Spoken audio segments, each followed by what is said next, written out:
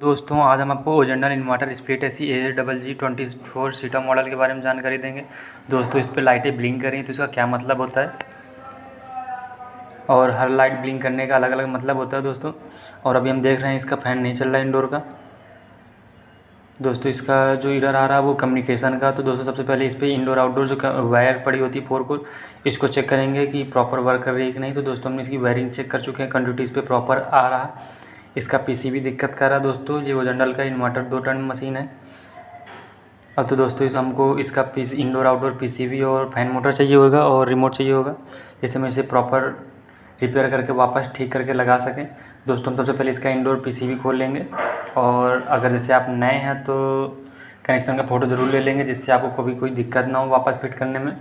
हमने इसका indoor PCB खोल लिया है। अब इसका आउटडोर का पीसीबी खोलेंगे, और आउटडोर का पीसीबी खोलने के लिए सबसे पहले हम ऊपर का पैनल तो हटा ही चुके हैं। अब इसका आगे का पैनल भी एक एक सारे स्क्रू खोल देंगे। अब इसके आगे के सारे स्क्रू खोल करके फिर उसके बाद इसका पीसीबी डिसमेंटल करेंगे। इसके सारे सेंसर भी हटाएंगे, और इस इन्वर्टर स्प्लिट एसी में जो भी ब्लिंक होती है सबकी अलग अलग होती है, सबका अलग अलग मतलब होता है। तो पहले सबसे पहले कभी भी ब्लिंक करेगा तो सबसे पहले चेक करेंगे कि कितने बार कौन सी लाइट ब्लिंक कर रही है। उसी के हिसाब से इसका एरर कोड होता है, और उसी के हिसाब से इस पर प्रॉब्लम होती है। और आप ब्लिंक को काउंट करके उससे चेक कर सकते हैं किस में क्या दिक्कत आ रही है, और बड़े आसानी से आपको पता चल जाएगा इस पर क्या दिक्कत आ रही है, और आप उस पर वर्क कर सकते हैं जिससे आपकी प्रॉब्लम जल्दी से हल हो जाए। तो ये चीज़ों को ज़रूर ध्यान दें। कभी भी आपको एसी में कभी भी कुछ भी आ रहा है तो आप ये चीज़ ज़रूर नोटिस करें कि कौन सी लाइट कितने बार ब्लिंक कर रही है। तो दोस्तों हमने इसका आगे का पैनल भी खोल लिया तब तक। अब इसका हम आगे का पैनल हटा करके इसकी पीसीबी डिसमेंटल करेंगे, और वायरिंग कनेक्शन हटा देंगे सारे। और दोस्तों कभी भी जैसे एसी का कोई भी पार्ट अगर डिसमेंटल करना तो उससे पहले हम मेन सप्लाई ज़रूर चेक करेंगे कि ऑन है कि ऑफ़ है, और मेन सप्लाई को ज़रूर ऑफ़ कर देंगे, या उसका प्लग है तो अनप्लग कर देंगे, जिससे कि करंट ना लगे किसी को भी। और कभी भी कोई ऑन कर दे गलती से तो कोई दिक्कत ना हो, इसलिए कभी भी कोई भी वर्क करेंगे एसी में तो एसी को अनप्लग ज़रूर कर देंगे। और इसका आउटडोर का फैन मोटर का जैक है, जिसे हम अनप्लग करेंगे। और जितना बड़ा पूरा पीसीबी होता है दोस्तों, आप लोग देख सकते हैं हम इसका पीसीबी भी डिसमेंटल कर रहे हैं। और इधर वायरिंग का सारे कनेक्शन डिसमेंटल कर देंगे। और उसके बाद आपको अगर जैसे आइडिया नहीं है तो आप इसका भी फ़ोटो ले सकते हैं, जिससे आपको दोबारा वायरिंग करने में भी कोई दिक्कत ना हो वापस लगाते टाइम। हम फ़ोटो नहीं लेंगे क्योंकि हमें पता है कौन सा वायर कहाँ लगेगा।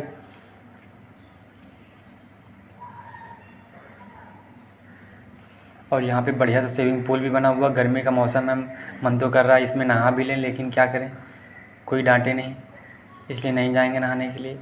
लेकिन बहुत मन कर रहा नहाने का। बहुत बढ़िया स्विमिंग पूल है, हम अपना वर्क ही करते हैं। दोस्तों हम इसका सेंसर निकालना है। आउटडोर में टोटल 3 सेंसर होते हैं, और सेंसरों को ज़रूर पीसीबी के साथ रिमूव कर लेंगे, जिससे कि पीसीबी चेक करने में कोई ब्लिंक ना आए, और प्रॉपर चेक करके हम वापस रिपेयर करके लगा सके पीसीबी को। और दोस्तों इस पर कुछ चीज़ों का ज़रूर ध्यान देना होता है कि जिससे कोई दिक्कत ना आए। तो जो सेंसर आप जहाँ से निकालें वहीं लगाएं। जैसे कि कॉइल सेंसर और डिस्चार्ज सेंसर दोनों एक जैसे दिखते होते हैं, बट दोनों का वैल्यू जो होता है वो अलग अलग होता है, तो वो ज़रूर ध्यान दें। हमने आउटडोर फैन मोटर का प्लग अनप्लग कर दिया है, और हम इसके कंप्रेसर के कपड़े निकालेंगे, जिससे हम इसकी भी वायरिंग हटा सकें। और दोस्तों कंप्रेसर की वायरिंग अगर गलत कर दिए तो कंप्रेसर ख़राब हो सकता है, इसलिए कंप्रेसर की भी वायरिंग का ज़रूर विशेष ध्यान दें, जिससे कि कोई दिक्कत ना हो। और हम सबसे पहले डिस्चार्ज टेम्परेचर सेंसर निकालेंगे। ये आप देख सकते हो दोस्तों, ये डिस्चार्ज टेम्परेचर सेंसर है। अब हम कॉइल सेंसर निकालेंगे, और ये सस्पेंशन वाल्व है, ये कैपेरिक काम करता है सस्पेंशन वाल्व। अब हम कंप्रेसर का कैप निकालेंगे, और इसकी भी आप देख सकते हैं, इस पर भी रनिंग स्टार्टिंग कॉमन लिखा होता है, लेकिन इस पर UVW लिखा होता है। होता वही है, बस इन्वर्टर में लिखने का थोड़ा सा नज़रिया दूसरा हो जाता है। और इसकी भी हमने सारे जैक हटा दिए हैं कंप्रेसर के, और अपने पीसीबी को भी अब डिसमेंटल कर लेंगे। सारे सेंसर हटा चुके हैं हम ऑलरेडी। आप लोग देख सकते हो दोस्तों, ये हमारा आउटडोर पीसीबी है। इसके हम सारे सेंसर के साथ इसको बाहर कर लेंगे, जिससे हमें रिपेयर करने में कोई दिक्कत ना हो और प्रॉपर वर्क कर सके वापस लगाने पे। और ये इसका आउटडोर का पीसीबी है, आप लोग देख सकते हो दोस्तों। इसमें अगर कंबाइंड ऐसी ख़राब हो जाता तो रिपेयर नहीं हो पाता। नहीं, ऐसे ज़्यादा बहुत सारे पार्ट ऐसे होते हैं जिससे रिपेयर हो जाता है और वर्किंग ओके हो जाती है। और हम इसको रिपेयर करके वापस ला चुके हैं दोस्तों। और इसका ब्लोवर है और ये सारी पीसीबियाँ, मोटर, ये सब कुछ वापस फिट करेंगे। अब उसके बाद अपना चेक करेंगे कि हमारा एसी ओके हो रहा है कि नहीं। और लेकिन हमने ऑलरेडी चेक कर चुके हैं अपने वर्कशॉप में, तो वहाँ हमारा पीसीबी प्रॉपर वर्क कर रहा था रिपेयर होने के बाद।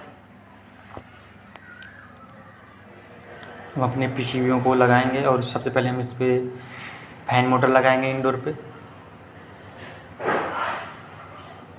और ये मोटर डीसी होती है, आप लोग देख सकते हो दोस्तों।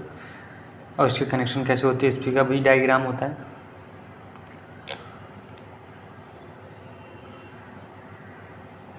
ये इसका डायग्राम है।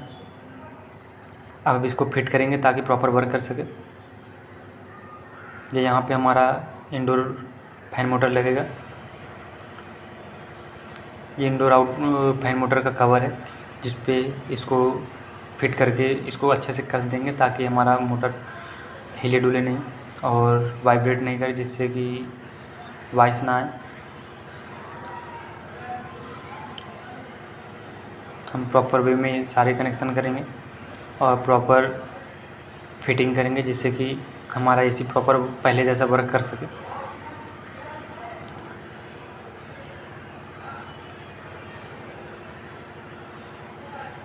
हम इसका ड्रेन पैनल हटा दिए ताकि मोटर लगाने में कोई दिक्कत ना हो। अब हम इसकी मोटर लगाएंगे। आप लोग देख सकते हो दोस्तों, इसका मोटर का पैनल हम फिट कर चुके हैं। अब हम मोटर को अपने इंडोर पे फिटिंग करेंगे।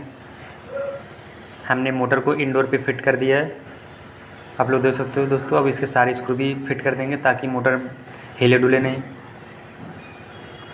और सारे एसी के सारे पेच ज़रूर लगाना चाहिए दोस्तों, जिससे अपने एसी से वाइब्रेशन की आवाज़ नहीं आती और एसी साइलेंस बिल्कुल चलता है, इसलिए सारे स्क्रू ज़रूर लगाने ज़रूरी होते हैं। अब हम इसका ब्लोवर भी फिट कर रहे हैं।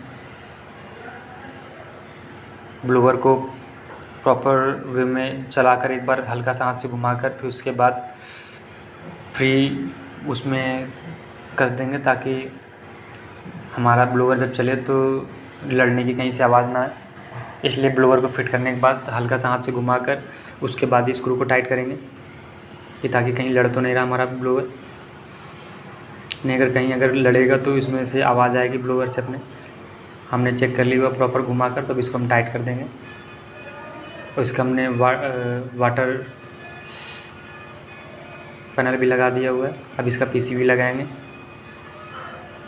वाटर पैनल बोल सकते हैं उसको, या तो ड्रेन ट्रे बोल सकते हैं। अब हम इसका पीसीबी प्रॉपर फिटिंग कर देंगे, जिससे प्रॉपर वे में काम हो अपना।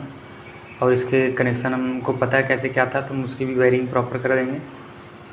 और सारे सेंसर जहाँ से हमने निकाले थे वहीं वापस फिट करेंगे, जिससे कोई दिक्कत ना हो। हमने पीसीबी फिट कर दिया है दोस्तों, आप लोग देख सकते हैं।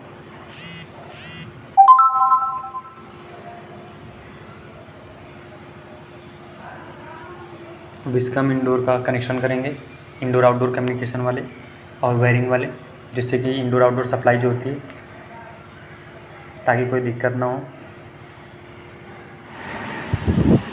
और जो कनेक्शन यहाँ करेंगे सेम कनेक्शन हम आउटडोर पे भी करेंगे, ताकि पीसीबी में हमारे कोई दिक्कत ना है। अगर आपने रॉन्ग कनेक्शन कर दिए तो पीसीबी फिर से ख़राब हो जाएगी। ये चीज़ को ज़रूर ध्यान दें वायरिंग का। अब ये हमारा आउटडोर पीसीबी है, इसको भी फिट करेंगे। हम इसको बॉडी जैसे खोले तो उसको बस वापस ऐसे फिट कर दिए थे, बाकी हमने इसको स्क्रू नहीं लगाए थे। हम वापस इसको खोल दिए हैं वापस, ताकि प्रॉपर कनेक्शन हो सके, प्रॉपर लगा सकें हम इसकी पीसीबी वापस लगा रहे हैं, फिटिंग कर रहे हैं दोस्तों। आप भी ऐसे ही कनेक्शन करें ताकि प्रॉपर वे में काम हो सके। और ये हमारा डिस्चार्ज सेंसर है जिसको हम डिस्चार्ज लाइन